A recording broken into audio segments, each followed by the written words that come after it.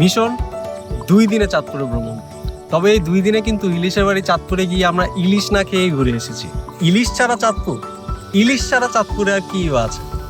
এর উত্তর হচ্ছে অনেক অনেক কিছু।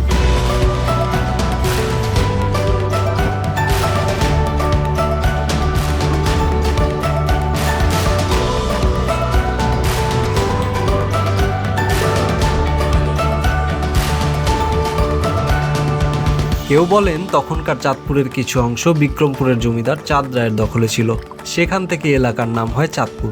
আবার কেউ বলেন পঞ্চদশ শতকে শাহ আহমেদ চাঁদ নামে একজন প্রশাসক এসে এই চাঁদপুরে নদীবন্দর স্থাপন করেছিলেন, সেখান থেকে এলাকার নাম হয় চাঁদপুর। তবে আমার কাছে মনে হয় এত সুন্দর করে এলাকায় জ্যোৎস্না ছড়িয়ে পড়ে, চাঁদপুরের নাম চাঁদপুর হওয়া ছাড়া আর কোনো উপায় নেই। 2 দিন তো ঘুরে এসেছি, তবে এই 2 দিনে কিন্তু অনেক কিছু মিস করে গিয়েছি। চাঁদপুরে অবশ্যই অবশ্যই আবার ফেরত যাবো।